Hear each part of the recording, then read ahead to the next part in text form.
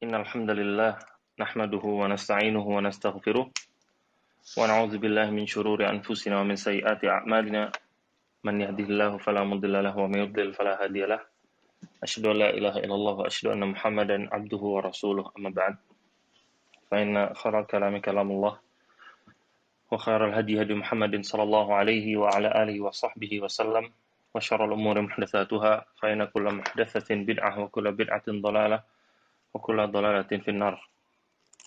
Ikhwata rahimani wa rahmakumullah. Dalam sebuah hadis yang diriwayatkan oleh Imam Muslim, Nabi SAW bersabda, Ahlul jannati thalathah. Bahwasanya penduduk surga itu diantaranya ada 3 golongan, kata Nabi. Yang pertama adalah Zu sultanin muqsid, mutasaddiqun muwaffaq. Itu seorang pemimpin yang adil, sering berbuat kebaikan, dan juga pembuka pintu-pintu kebaikan. Yang kedua kata Nabi, warajulun rahimun, rafiqun, likulli dzi qurba wa muslim. Seseorang yang penuh dengan kasih sayang, baik, penyabar, entah kepada karib kerabatnya atau kepada sesama muslim. Nah, disinilah inti dari pembahasan kita ya ikhwah. Di antara golongan yang masuk ke dalam surga, kata Nabi SAW, adalah seorang yang penyayang kepada sama muslim dan terlebih lagi kepada keluarganya, kepada karib kerabatnya. Ini ikhwatah, rahimani wa rahimakumullah, adalah bab yang dituliskan oleh Syekh Abdul Razak Al-Badr hafizahullah ta'ala di kitabnya.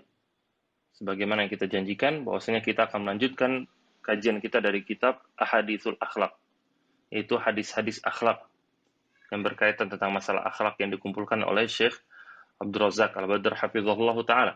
Dan kita sudah sampai di pertemuan yang kelima, yaitu tentang silatul arham, menyambung tali silaturahmi. Nah, ini bahasa yang paling populer di tengah masyarakat, silaturahmi atau silaturrahim. Semuanya sama. Nah, di bab yang kelima ini, ikhwata rahimani wa rahimakumullah, Syekh menyebutkan, Innal Islam dinul wafa'i was safa wal mahabbati wal ikha. Bahwasanya Islam ini agama yang penuh dengan cinta, penuh dengan persatuan, dan penuh dengan persaudaraan, kata Syekh. Wal bir wassila wal ihsan. Dan juga agama yang dipenuhi dengan kebaikan, dan juga saling ziarah satu sama lain, dan juga saling silaturahmi. Beliau kemudian menyebutkan ayat di surat Al-Baqarah, wa ahsinu innallaha yuhibbul muhsinin. Dan berbuat baiklah, sungguhnya Allah mencintai orang-orang yang berbuat baik. Lalu Syekh menyebutkan, dan di antara kebaikan yang diajarkan oleh Islam dan dimotivasi, diperintahkan oleh syariat ini adalah menyambung tali silaturahmi. Dan ini kata Syekh, ma'dudun fi makarimil akhlaq wa nabiliha. Menyambung tali silaturahmi itu termasuk akhlak yang baik, bahkan termasuk akhlak yang mulia. Dan ini termasuk juga kata Syekh, minti bil adab wa jamiliha. Tanda indahnya adab dalam diri seseorang, karakter dalam diri seseorang. Kemudian kata Syekh, wallahu azzama min sya'nir rahim wa a'la min qadriha. Bahwasanya Allah mengagungkan perkara silaturahmi ini dan benar-benar meninggikan kedudukannya. Dan bahkan Allah menyandingkan perkara silaturahmi dengan bertakwa kepada Allah Ta'ala. Di surat An-Nisa, di ayat yang pertama, dan insya Allah antum hafal semua, antum juga sering dengar ayat ini, Allah berfirman, Ya ayuhan nasu taqu rabbakumul ladzi khalaqakum min nafsin wahidah, wa khalaqa minha zawjaha, wa batha minhuma rijalan katsiran wa nisaa. Kemudian apa kata Allah? Wattaqullaha alladzi tasaaluna bihi wal arham. Dan bertakwalah kepada Allah, zat yang engkau senantiasa minta kepadanya untuk selalu menyambung tali silaturahmi. Itu menjaga hubungan ini dan jangan memutuskan tali silaturahmi. Jadi di ayat ini Allah menyaningkan perintah untuk bertakwa kepada Allah dan juga perkara menyambung tali silaturahmi. Yang padahal, yang nanti akan kita baca juga, yang padahal menyambung tali silaturahmi itu termasuk ketakwaan. Allah bisa saja cukup mengatakan wattaqullah, bertakwalah kepada Allah, karena itu mencakup semuanya. Tapi Allah secara khusus menyebutkan silaturahmi dengan tujuan untuk menjelaskan pentingnya tentang masalah ini. Kemudian Syekh menyebutkan sebuah hadis, dan ini hadis yang luar biasa berkaitan tentang masalah silaturahim dan termasuk hadis yang paling sahih berkaitan tentang masalah menyambung tali silaturahmi. Dari Abu Hurairah radhiyallahu taala anhu, beliau berkata, Rasulullah sallallahu alaihi wasallam bersabda, "Innallaha khalaqal khalqa hatta idza faragha minhum qamatir rahim." Bahwasanya Allah menciptakan makhluk-makhluknya sampai ketika sudah selesai, maka berdirilah silaturahmi. Ar-Rahim ini itu berdiri. Maka dia berkata, "Hadza maqamul a'iz minal qati'ah." Dia berkata kepada Allah, "Ya Allah, apakah ini tempatnya orang-orang yang berlindung dari memutus tali silaturahmi?" Kemudian Allah mengatakan, "Na'am, iya. Ama tardayna an asila man wasalaki wa aqta'a man qata'aki." Kemudian Allah mengatakan kepada Ar-Rahim ini, "Apakah kamu suka kalau aku menyambung orang yang menyambungmu dan aku memutus orang yang memutusmu?" kata Allah. Qalat bala. Qal fadzaki laka. Kemudian Rahim ini berkata, "Tentu ya Allah." Kemudian Allah mengatakan, "Na'am, tentu, maka itu adalah milikmu." Kemudian Rasulullah SAW berkata, "Iqra'u in syi'tum." Bacalah kalau engkau mau firman Allah Ta'ala di surat Muhammad di ayat ke-22 sampai 23. Fahal asaitum in tawallaitum an tufsidu fil ardi wa tuqatti'u arhamakum. Allah katakan, maka apakah kiranya jika kamu itu berkuasa, maka kamu akan menimbulkan kerusakan di muka bumi ini dan kamu akan memutuskan tali silaturahmi. Ulaikal ladzina la'anahumullah fa'asammahum wa a'ma absarahum, kata Allah. Mereka adalah orang-orang yang dilaknat oleh Allah, maka Allah akan mentulikan mereka, membuat mereka tidak bisa mendengar, wa a'ma absarahum, dan Allah akan membutakan penglihatan-penglihatan mereka. Bagi siapa Allah sebutkan di sini? Bagi orang yang membuat kerusakan di muka bumi dan juga memutus tali silaturahmi secara khusus. Padahal juga kita ulangi lagi, memutus tali silaturahmi termasuk kerusakan. Tapi disebutkan secara khusus oleh Allah Ta'ala di sini menunjukkan pentingnya tentang masalah ini. Selanjutnya, ikhwatah, Syekh menyebutkan ta'rif atau pengertian dari ar-rahim atau menyambung tali silaturahmi itu apa sih? Kata Syekh, hum kullu man tajma'uka bihim qarabah min jihatil ab atau min jihatil Jadi siapa sih yang kita sambung tali silaturahminya? Itu siapa sih maksudnya? Kata Syekh, yang termasuk rahim kita yang dimasukkan dari dalam ayat-ayat dan juga hadis-hadis berkaitan tentang masalah menyambung tali silaturahmi, itu menyambungnya ke siapa sih rahim ini?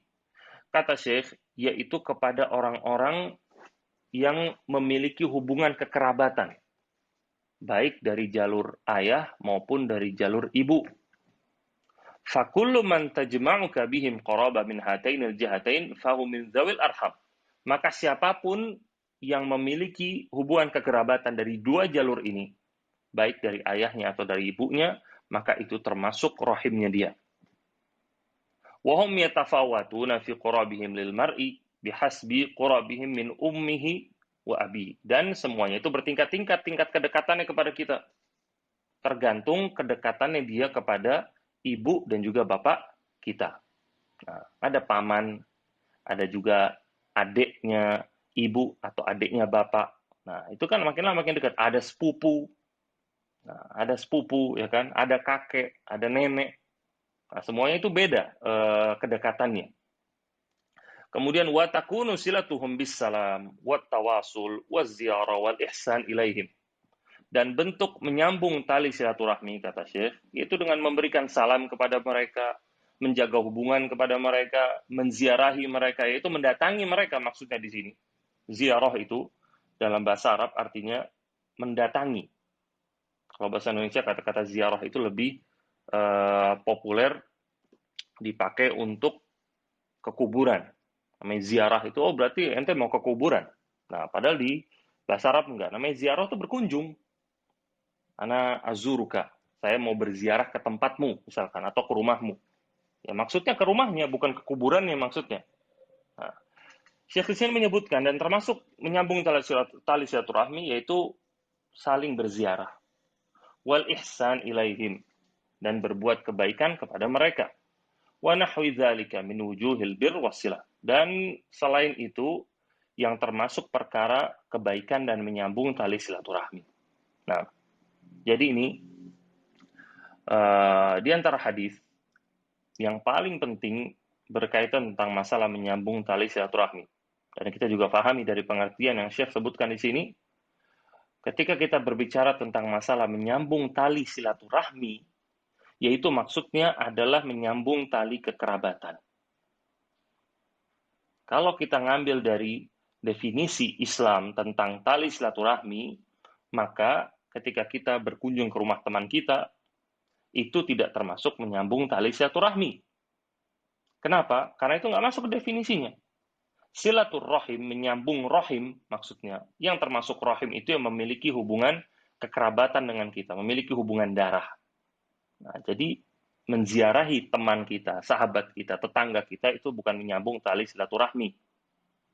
Kalau dalam Islam itu artinya namanya ziarah. Dan bukan berarti kita mengecilkan tentang masalah itu, tidak jelas. Cuma kita di sini membedakan antara definisi. Kita membedakan antara definisi. Nah, kemudian ikhwatah, di sini Syekh juga menyebutkan tentang perkataan Allah di sini kepada Rahim. Dalam hadis ini, ama tardaina an asila man wasalaki wa aqta'a man qata'aki. Allah katakan, apakah kamu suka kalau aku menyambung orang yang menyambungmu dan aku memutuskan orang yang memutuskanmu? Di sini kata Syekh, di sini termasuk kaidah atau kaidah syariat yang dijelaskan dalam Islam, yaitu al-jaza min jinsil amal. Balasan itu termasuk amalan seseorang. Yaitu amalan seorang apa, maka balasannya akan setimpal dengan apa yang dia lakukan. Nah, di sini orang yang melakukan atau menyambung tali silaturahmi, maka dia akan disambung oleh Allah Ta'ala. Nah, ini namanya al-jaza min jinsil amal. Itu seorang diberikan balasan tergantung amalan yang dia lakukan. Orang berbuat kebaikan, maka ganjaran buat dia adalah kebaikan. Orang yang berbuat keburukan, maka ganjaran bagi dia adalah keburukan. Dan di antara dalil yang lain yang disebutkan oleh Syekh di sini adalah di surat Ar-Rahman di ayat ke-60. Hal jazaul ihsan illal ihsan. Dan bukankah balasan kebaikan adalah kebaikan yang lain. Nah, kemudian ikhwata, kita berpindah ke tafsir dari Ibnu Katsir rahimahullah ta'ala terhadap ayat yang tadi kita baca. Ketika Allah Ta'ala mengatakan, maka apakah kiranya jika kamu berkuasa dan maka kamu akan merusak di muka bumi ini dan juga akan memutuskan tali silaturahmi. Ibnu Katsir mengatakan, yang disebutkan oleh Syekh Abdul Razak di sini, hadza nahyun 'anil ifsad fil ardi umuman wa an qat'il arhami khususan. Kata Syekh, ini adalah larangan untuk membuat kerusakan di muka bumi secara umum dan memutus tali silaturahmi secara khusus. Maka maksudnya di sini ya ikhwah, Allah Ta'ala melarang segala bentuk kerusakan di muka bumi ini. Baik itu kezoliman dengan lisan, baik itu kezoliman dengan harta, dan juga bentuk-bentuk yang lain. Allah larang itu semuanya. Dan termasuk di dalamnya secara khusus yang Allah sebutkan di ayat ini adalah memotong atau memutus tali silaturahmi. Kemudian Ibnu Katsir melanjutkan, bal qad amara Allah Ta'ala bil islah fil ardi wa silatil arham. Malahan Allah memerintahkan untuk membuat pembenahan, perbaikan di muka bumi ini dan juga menyambung tali silaturahmi. Nah, membuat perbaikan Itu menyambung tali silaturahmi, memperkuat ukhuwah Islamiyah, memberikan nasihat sesama kaum muslimin, berdakwah, al-amr bil ma'ruf wa nahi al munkar, itu semua termasuk islah. Itu perbaikan di atas muka bumi ini. Dan itu hal yang diperintahkan oleh Allah Ta'ala. Maka dari itu, Islam adalah satu-satunya agama yang mengajarkan kepada umatnya untuk mengingkari sebuah kemungkaran dan menyebarkan kebaikan. Oleh karena itu, kajian-kajian Islam itu tersebar di mana-mana. Menyebarkan rahmat Islam di mana-mana. Nabi SAW mengatakan, uh, jika seorang idza ra'a ahadukum ma yunkiruhu, barang siapa yang melihat suatu yang dia dia mungkari, yang dia tidak sukai, man ra'a minkum munkaran falyughayyirhu biyadih, kata Nabi SAW. Barang siapa yang melihat sebuah kemungkaran, maka hendaklah dia rubah dengan tangannya. Fa illam yastati' fa bilisani. Kalau dia tidak mampu, maka dia rubah dengan lisannya. Fa illam yastati' fa biqalbi. Kalau dia tidak mampu merubahnya, maka dia rubah dengan hatinya. Maksudnya adalah dia mengingkarinya. Nah, di sini adalah kebaikan Islam, rahmat Islam. Mengajarkan untuk membuat perbaikan di muka bumi. Ketika ada sebuah kemungkaran, maka diingkari. Dan tentunya di sini, ikhwah, tetap dengan cara yang benar. Tetap dengan uslub yang benar. Bukan serampangan, bukan membabi buta. Kemudian di sini Ibnu Katsir menyebutkan, waqad waradat al-ahadits wa huwa al-ihsan ila al-aqarib fil maqal. Dan yang termasuk perbuatan kebaikan kepada karib kerabat, kata Ibnu Katsir, yaitu fil maqal, dalam masalah perkataan, wal af'al, begitu juga dalam perbuatan, wa badlul amwal, dan juga dalam mengeluarkan harta. Nah, itu semua termasuk kebaikan kepada ar-rahim, kepada keluarga, kepada kerabat, dengan perkataan. Contoh, berkata baik kepada mereka, tidak mengadu domba mereka, tidak menggibah mereka, ngegosip mereka, tidak memecah belah keluarga kita, dan lain-lain. Maka ini termasuk perbuatan yang baik, menyambung tali silaturahmi. Dan juga termasuk di dalamnya adalah memberikan nasihat kepada mereka. Memberikan nasihat kepada mereka, memberikan insight kepada mereka, baik dalam perkara dunia maupun dalam perkara akhirat. Dalam perkara dunia berkaitan tentang masalah bisnis, tentang masalah muamalah, dalam masalah mencari maisha atau mencari penghidupan di muka bumi ini, maka berikan kepada mereka nasihat. Mereka adalah orang yang paling berhak untuk mendapatkan saran dari kita setelah kedua orang tua kita. Karena mereka adalah orang-orang yang terdekat dengan kita. Maka kita bantu mereka, kita tolong mereka dalam perkara dunia, apalagi dalam perkara akhirat. Apalagi dalam perkara akhirat. Dan membantu mereka, memberikan nasihat kepada mereka berkaitan tentang masalah akhirat, dan itu adalah nasihat yang terbaik, ikhwah. Banyak dari kita berbuat baik kepada karib kerabat kita dengan harta. Apa yang mereka butuhkan untuk kehidupan mereka, kita bantu. Ketika mereka mau bekerja, kita berikan dia pekerjaan. Ketika mau sekolah, dibiayai untuk sekolah. Dia butuh pakaian, dibelikan pakaian. Dia beli buku, dibelikan buku. Dia butuh ini, butuh itu, dibelikan.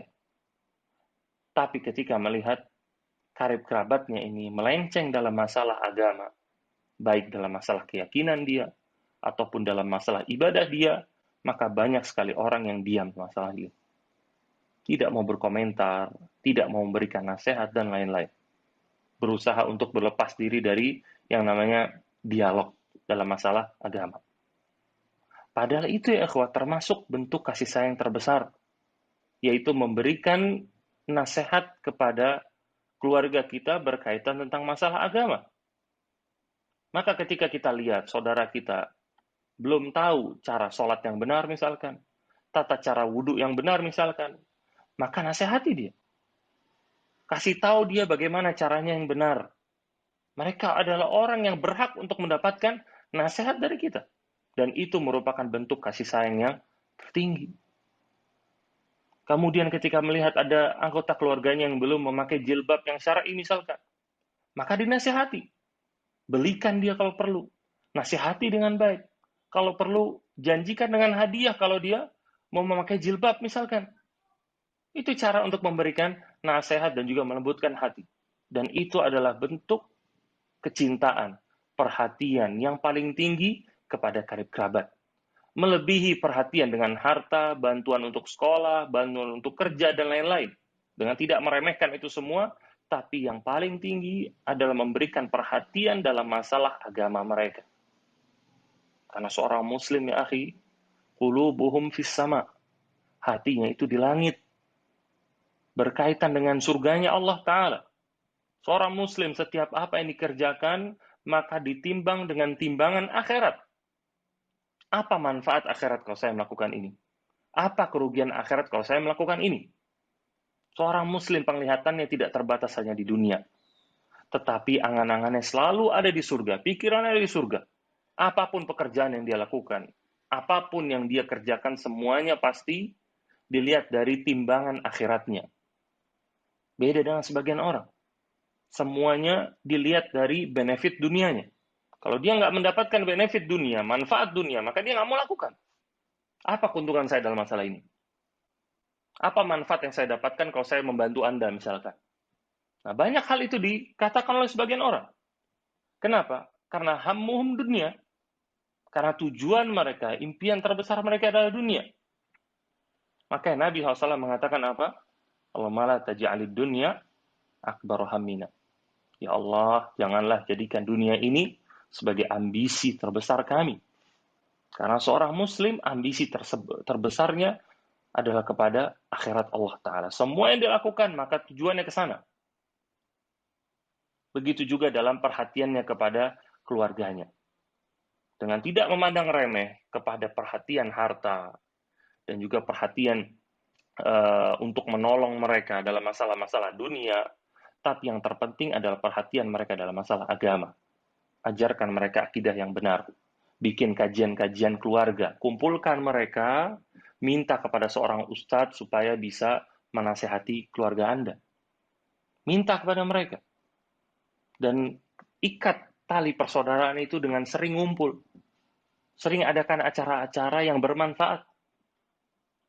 Acara-acara yang disunahkan dalam Islam, berkumpul, berikan mereka makan dan lain-lain, tanpa ada tujuan duniawi. Kumpulkan mereka, kasih mereka makan, dengan tujuan untuk apa? Untuk memperkuat tali silaturahmi. Kemudian berikan mereka nasihat-nasihat yang berkaitan tentang masalah agama, perkuat masalah akidah, perkuat masalah tauhid, jauhi masalah syirik. Apalagi kalau melihat ada di anggota keluarga kita yang masih memakai jimat misalkan, percaya dengan bintang-bintang misalkan, maka ajarkan kepada mereka, dan itu adalah bentuk perhatian terbesar kita kepada keluarga kita. Kemudian ikhwatah, rahimani wa rahmakumullah. Syekh menyebutkan hadis yang lain yang berkaitan tentang masalah menyambung tali silaturahmi, yaitu dalam sebuah hadis qudsi. Dalam sebuah hadis qudsi. Bagi yang belum mengenal apa itu hadis qudsi, hadis, ketika kita berbicara tentang masalah hadis dalam Islam, maka hadis itu terbagi menjadi dua. Ada yang namanya hadis qudsi atau ilahi. Dan juga yang kedua, ada yang namanya hadis nabawi. Apa itu hadis qudsi atau hadis ilahi? Yaitu ketika Nabi SAW meriwayatkan dari Allah Ta'ala. Allah Ta'ala berfirman. Nabi SAW meriwayatkan dari Allah Ta'ala, Allah berfirman. Nanti contohnya akan kita bacakan. Contohnya adalah hadis ini. Kemudian yang kedua adalah hadis nabawi, yaitu apa-apa yang dikatakan secara langsung oleh Nabi SAW, lalu apa yang beliau lakukan atau amalkan. Kemudian bagaimana persetujuan beliau terhadap sebuah hal, sebuah sesuatu. Kemudian bagaimana sifat-sifat beliau, bagaimana rupa beliau, karakteristik beliau seperti apa, dan lain-lain. Itu termasuk namanya hadis nabawi namanya. Nah, ada hadis nabawi. Di sini di antara hadis qudsi, ya ikhwah, di sini disebutkan an Abdurrahman bin Auf radhiyallahu taala anhu qala, dari Abdurrahman bin Auf, beliau berkata, aku mendengar Rasulullah SAW bersabda, Qala Allah Ta'ala, Allah Ta'ala berfirman. Nah, ini tanda hadis qudsi. Ketika Nabi SAW bersabda, Allah berfirman. Ini namanya hadis qudsi. Anar Rahman wahyar Rahim, kata Allah. Aku adalah Ar-Rahman, sedangkan dia adalah Ar-Rahim. Syaqaqtu laha isman min ismi. Aku memberikan kepadanya satu nama dari namaku. Man wasalaha wasaltuhu, wa man qata'aha batattuhu. Barang siapa yang menyambungnya, maka aku akan menyambungnya. Dan barang siapa yang memotongnya, memutusnya, maka aku pun akan memutusnya. Dan maksudnya di sini menyambung, orang yang menyambung tali silaturahmi maka akan diberikan keutamaan yang besar. Yang nanti akan kita bacakan.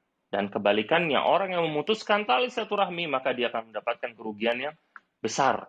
Baik di dunia maupun di akhirat. Dan Ar-Rahman ya ikhwah, ketika Allah mengatakan di sini, Anar Rahman, aku adalah Ar-Rahman. Ar-Rahman adalah di antara nama-nama Allah la yusamma biha ghairuh, yang tidak boleh seorang menggunakan namanya. Ar-Rahman. Ar-Rahman ini mutlak milik Allah Ta'ala.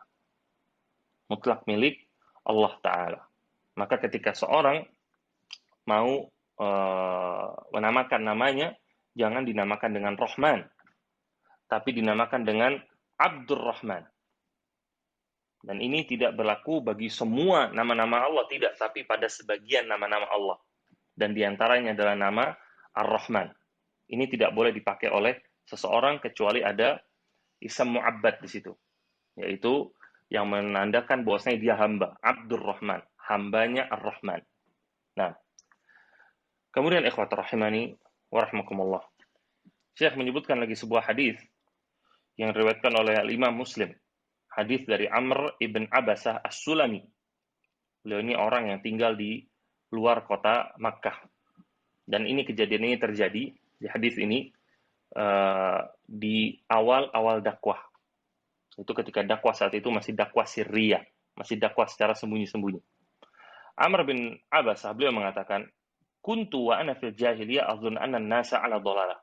Dahulu kata dia, saya itu ketika di masa jahiliyah, saya itu menyangka atau saya itu tahu bahwasanya orang-orang itu semuanya itu di atas kesesatan.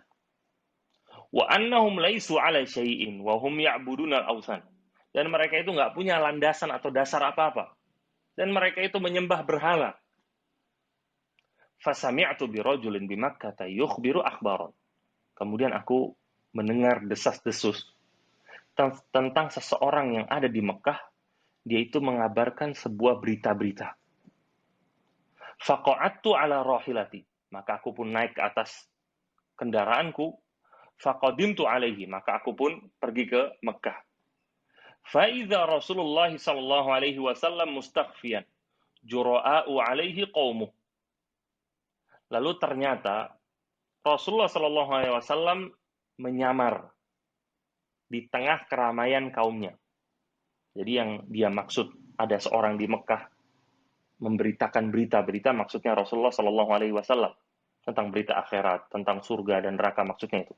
Dia datang ke Mekah untuk ketemu dengan Nabi Shallallahu Alaihi Wasallam. Ternyata didapati Rasulullah SAW sedang menyamar di tengah kerumunan orang-orang. Fatalattaftu hatta dakhaltu alaihi bi Makkah. Maka aku pelan-pelan sembunyi-sembunyi sampai aku bisa menemuinya di Mekah. Faqultu lahu ma anta. Lalu Amr bin Abasah ini bertanya sama Nabi SAW, kepada Nabi, ma anta, kamu ini siapa? Qal ana nabi. Nabi menjawab, saya ini nabi. Faqultu wa ma nabi. Lalu ditanya lagi sama Amr, nabi itu apa? Qal arsalani Allah. Aku ini, kata Rasulullah, diutus oleh Allah Ta'ala. Faqultu wa bi ayyi syai'in arsal. Ditanya lagi sama Amr, Allah itu mengutusmu dengan apa? Apa yang kamu bawa maksudnya? Kemudian Nabi menjawab, arsalani bisilatil arham wa kasril auzan wa an yuwahhadallahu la yusyraku bihi syai'un. Allah mengutusku untuk menyambung tali silaturahmi menghancurkan berhala-berhala, dan juga untuk mengesahkan Allah Ta'ala dan tidak disekutukan dengan sesuatu apapun. Faqultu lahu, kemudian Amr pun melanjutkan bertanya kepada Nabi SAW, faman ma'aka ala hadha? Siapa yang bersamamu, yang mendukungmu sekarang siapa? Qal hurrun wa abdun. Kemudian Nabi menjawab, ada seorang yang merdeka, ada satu lagi seorang budak. Qal wa ma'ahu yawma idzin Abu Bakar wa Bilal mimman amana bihi. Kata Amr, dan saat itu yang bersama dengan Nabi SAW adalah Abu Bakar dan juga Bilal. Nah, Abu Bakar kan merdeka, Bilal itu dulu sempat masih menjadi budak. Fakultu inni muttabi'uka. Kemudian Amr langsung mengatakan, ya udah kalau gitu aku beriman, itu mengikutimu. Qal innaka la tastati' dzalika yaumaka hadza. Nabi kemudian berkata kepada Amr, kamu tidak akan mampu kalau sekarang. Ala tara hali wa halan nas. Apakah kamu nggak lihat bagaimana kondisiku dengan orang-orang masyarakat sekitarku, maksudnya? Walakin irji' ila ahlika fa idza sami'ta bi qad zahartu fa'tini. Tetapi kembalilah ke kaummu sana, ke keluargamu. Kalau kamu sudah mendengar bahwasanya aku sudah keluar, sudah memulai dakwahku secara terang-terangan, maksudnya fa'tini, maka barulah datang kepadaku. Nah, ini kisahnya Amr bin Abasah radhiyallahu taala anhu. Dari kisah ini, ikhwata, kita lihat bagaimana Nabi SAW memulai dakwahnya dengan mengajak kepada menyambung tali silaturahmi. Maka ini menunjukkan agungnya tentang perkara ini. Dan ini perkara yang benar-benar diajak oleh Nabi SAW dari awal dakwah beliau. Bahkan sebelum diwajibkan sholat, sebelum diwajibkan zakat, dan juga rukun-rukun Islam yang lain. Belum ada, ini dakwah ketika masih dakwah sirriyah. Dakwah secara sembunyi-sembunyi, belum ada sholat 5 waktu. Sholat 5 waktu di tahun ke-10 ketika peristiwa apa? Al-Isra wal Mi'raj. Nah, jadi saat itu Nabi masih fokus masalah tauhid, dan termasuk di dalamnya adalah perkara apa? Silatul arham, yaitu menyambung tali silaturahmi. Maka ini menunjukkan bahwasanya hal ini adalah perkara yang agung. Kemudian Syekh juga menyebutkan hadis-hadis yang lain berkaitan tentang masalah menyambung tali silaturahmi. Ketika ada seorang A'rabi, yaitu Arab Badui, datang ke Nabi SAW, meminta nasihat kepada Nabi SAW, maka Nabi SAW memberikan nasihat kepadanya, ta'budullaha la tusyriku bi syai'a. Nasihat yang pertama, sembahlah Allah dan jangan sekutukan dengan apapun. Yang kedua, wa tuqimus shalah, dirikan salat. Yang ketiga, wa tu'tiz zakah, dan tunaikanlah zakat. Wa tasilur rahim, dan sambunglah tali silaturahmi. Nah, di sini ikhwah, di antara faedah sini, faedah banyak banget. Di antara faedah kita lihat di hadis yang pertama tadi, hadis tentang kisah Amr bin Abasah, Nabi SAW mengatakan bahwasanya beliau itu diutus untuk menyambung tali silaturahmi, mengajak orang untuk menyambung tali silaturahmi. Ini terjadi kapan tadi? Ketika di awal dakwah sirriyah, dakwah secara sembunyi-sembunyi. Di kisah Arabi ini, yaitu Arab Badui ini, yang minta nasihat kepada Nabi SAW, kemudian Nabi memberikan kepadanya beberapa nasihat, ini terjadi di kota Madinah. Ini terjadi di kota Madinah. Di antara buktinya adalah karena hadis ini diriwayatkan oleh Abu Ayyub Al-Ansari, seorang Ansor. Dan yang kedua, Nabi SAW memberikan nasihat diantaranya untuk mendirikan sholat dan juga menunaikan zakat. Hal-hal itu terjadi di setelah lamanya dakwah beliau SAW, dan secara khusus di sini bisa berarti di kota Madinah. Nah, ini menunjukkan bagaimana dakwah untuk menyambung tali silaturahmi itu dimulai dari awal beliau berdakwah, terus-menerus selama beliau berdakwah, terus mengajak orang-orang kepada hal ini. Menunjukkan bahwasanya ini adalah perkara yang besar, menyambung tali silaturahmi. Lalu di antara faedah yang lain yang tidak kalah penting ya, ikhwah, tentang masalah menyembah Allah dan jangan sekutukan dengan suatu apapun. Antum perhatikan di sini bagaimana Nabi SAW mengulang-ulang masalah ini. Nabi di hadis yang pertama, hadis Amr bin Abbas tadi, Nabi mengatakan, beliau diutus untuk menghancurkan berhala dan untuk mengesahkan Allah dan tidak mensekutukannya dengan suatu apapun. Begitu pula di hadis yang kedua, di hadis Badui tadi, Nabi menasehati orang tersebut, Badui itu, untuk menyembah Allah dan jangan sekutukan dengan suatu apapun. Dan masih banyak hadis-hadis yang semisal dengan ini menunjukkan perkara tauhid dan perkara syirik ini perkara yang sangat urgent, yang sangat penting, yang selalu didahulukan oleh Nabi SAW dan terus beliau dakwahi bahkan sampai akhir hayat beliau. Maka itu sangat disayangkan ketika sebagian orang, mereka mengaku-ngaku sebagai seorang da'i, menyuruh kepada Islam, tapi dia melalaikan tentang masalah ini. Melalaikan masalah tauhid. Seakan-akan menjadikan tauhid ini perkara yang nomor sekian dalam masalah dakwah. Tidak penting lagi untuk diajarkan kepada orang-orang. Entah apa tujuan mereka, kenapa mereka mengucilkan masalah tauhid ini. Apakah mereka melihat bahwasanya kaum muslimin sudah cukup, nggak perlu lagi diajarkan tauhid? Atau apakah mereka menganggap bahwasanya tidak ada lagi kesyirikan di muka bumi ini? Atau apa sebabnya? Maka ditanyakan kepada mereka. Padahal dalil-dalil yang mengajarkan, yang menyebutkan tentang masalah ini, dalilnya sangat banyak. Dan bahkan mendakwakan tauhid adalah simahnya atau ciri-cirinya Ahlussunnah wal Jamaah. Dan itu adalah panji utama dakwahnya para nabi dan para rasul, mengajak kepada tauhid. Maka ketika seorang dai, seorang penyeru, dia itu lalai dalam masalah ini, menyepelekan masalah ini, maka dipertanyakan tentang kebenaran dakwahnya. Kemudian ikhwatul rahimani wa rahimakumullah. Syekh di sini juga menyebutkan hadis-hadis yang lain. Di antaranya yaitu keutamaan menyambung tali silaturahmi. Hadis yang juga sering kita dengar, Rasulullah SAW bersabda, "Man ahabba an yubsata lahu fi rizqih wa yunsa'a lahu fi atharih falyasil rahimah." Barang siapa yang suka untuk dilapangkan rizkinya dan juga dipanjangkan umurnya, maka hendaklah dia menyambung tali silaturahmi.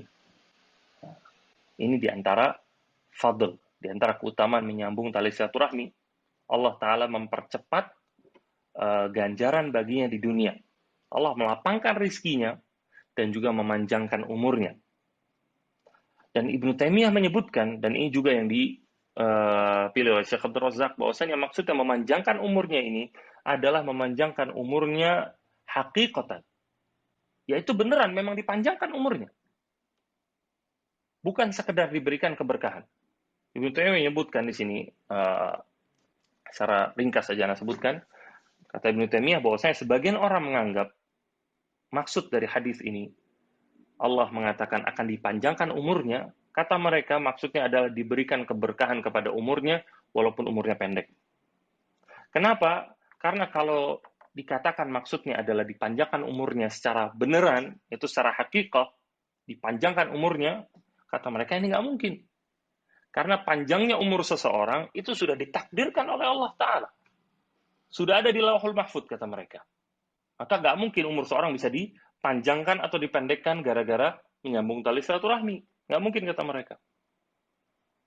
Kemudian Ibnu Taimiyah mengatakan, fayuqali haula, maka kita jawab ke mereka, tilkal barakah hiya aidon muqaddaratun maktubah tatanawali jamil asya. Kalau katanya memanjangkan umur itu nggak mungkin karena sudah ditakdirkan oleh Allah, maka begitu juga keberkahan. Masalah keberkahan itu pun sudah dituliskan oleh Allah Ta'ala. Lalu apa bedanya? Suatu diberikan keberkahan, suatu tidak diberikan keberkahan. Itu semua sudah dituliskan oleh Allah di Lauhul Mahfuz juga. Jadi apa bedanya, kata Ibnu Taimiyah? Sama. Makanya maksud dari hadis ini, kata Ibnu Taimiyah, itu memang dipanjangkan umurnya hakikatan. Secara real, dipanjangkan umur seseorang.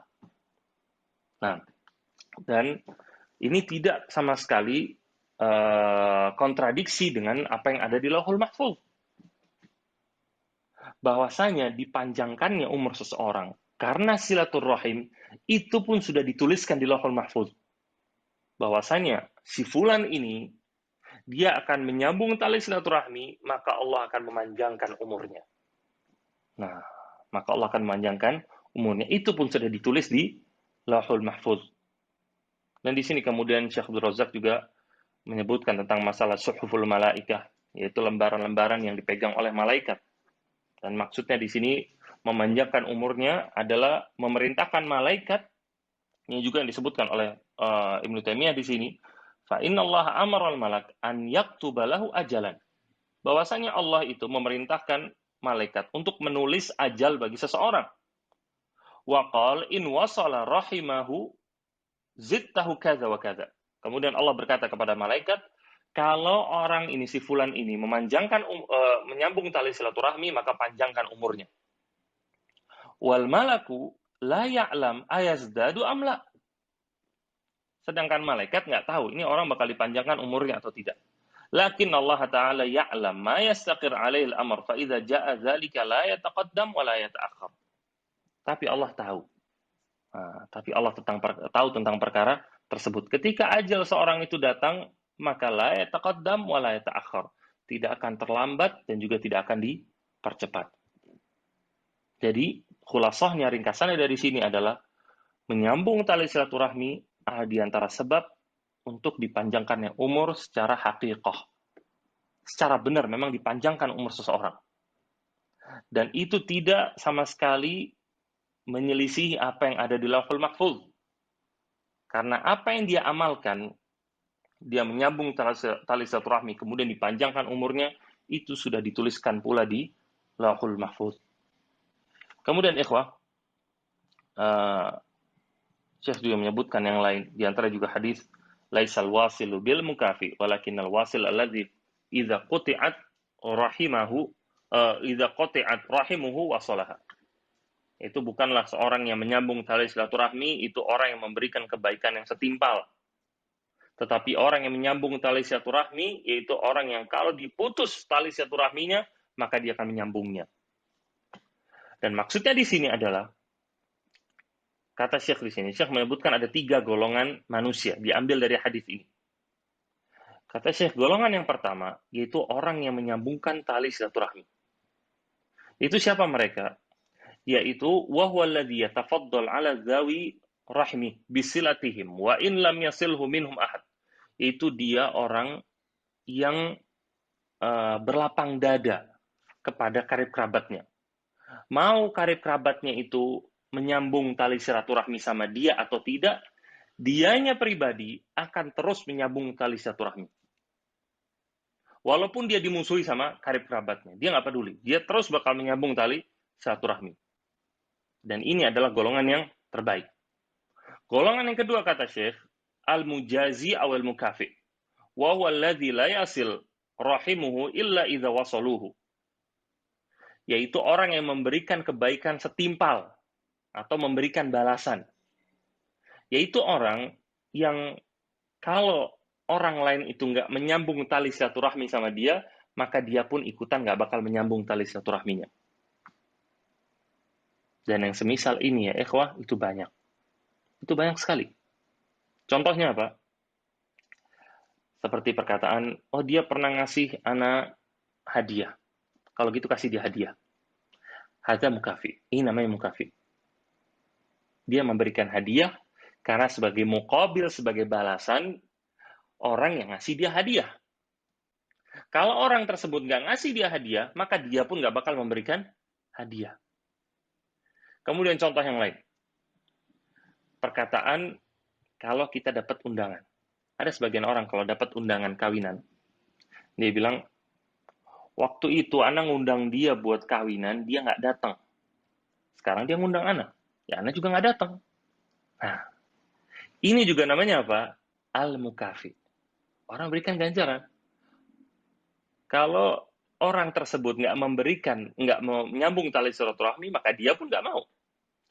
Ngapain Anda datang ke rumah dia pas lebaran? Toh pas lebaran pun dia nggak datang ke rumah Anda, ya sudah. Maka putus hubungan tali silaturahmi. Yang jelas ini adalah hal yang tidak baik. Adapun kita kaum muslimin, maka kita senantiasa berusaha untuk memulai duluan dan menyambung tali ini walaupun kita disakiti. Nah, walaupun orang tersebut berusaha memutus tali silaturahmi dengan kita, tapi ini adalah perintah Allah Ta'ala, maka kita berusaha untuk selalu menyambung tali silaturahmi. Nah, kemudian juga hadis yang lain, Nabi mengatakan la yadkhulul jannah qati'ur rahim. Bahwasanya tidak masuk surga orang yang memutus tali silaturahmi. Kemudian di hadis yang lain juga, nah ini juga hadis yang panjang menyebutkan tentang bagaimana hal-hal yang bisa dilakukan atau bisa dilakukan ketika menyambung tali silaturahmi. Yaitu diantaranya membantu mereka, menolong mereka dengan harta kita, dengan lisan kita, dengan amalan kita dan lain-lain. Di sini disebutkan oleh Syekh dan termasuk di situ adalah memberikan nasihat dengan baik, kata Syekh. Bagaimana seorang ketika memberikan nasihat kepada temannya, kepada orang yang misalkan baru dia kenal, dia berusaha berlemah lembut dengan mereka, maka keluarga kita, karib kerabat kita, mereka lebih pantas untuk kita perlakukan dengan baik. Nah, wallahu taala a'lam. Baik, dari ayat-ayat dan juga hadis-hadis yang berkaitan tentang masalah menyambung tali silaturahmi yang tadi kita bacakan, maka ringkasannya yang kita pahami di sini bahwasanya menyambung tali silaturahmi itu perintah dari Allah Ta'ala. Sebagaimana sebelumnya kita mempelajari masalah berbakti kepada kedua orang tua, itu adalah perintah Allah, bukan sekedar membalas jasa, begitu pula masalah menyambung tali silaturahmi. Bukan sekedar karena memiliki kekerabatan maka kita menziarahi, bukan. Tapi ini adalah perintah Allah. Maka ketika kita melakukannya, mengharaplah ganjaran dari Allah Ta'ala, karena ini adalah sebuah ibadah. Antum ketika datang ke rumah paman antum, datang ke rumah bibi antum, datang ke rumah orang tua antum, datang ke rumah sepupu antum, maka harapkanlah pahala dari Allah. Mintalah untuk dilapangkan rizki, mintalah untuk dipanjangkan umur di atas keberkahan dari Allah Ta'ala. Minta kepada Allah. Karena itu adalah sebuah ibadah. Nah, dan juga sabar terhadap anggota keluarga yang sering menyakiti kita, baik menyakiti dengan lisan atau menyakiti dengan perbuatan mereka, maka sabar. Jangan putus hubungan dengan mereka. Jaga jarak mungkin iya, tapi jangan memutus tali silaturahmi. Tetap bantu mereka, berikan mereka hadiah, nasihati mereka, dan lain-lain. Dan doakan supaya mereka itu bisa berubah. Nah, wallahu ta'ala a'lam. Wassalamualaikum warahmatullahi wabarakatuh. Wassalamualaikum warahmatullahi wabarakatuh.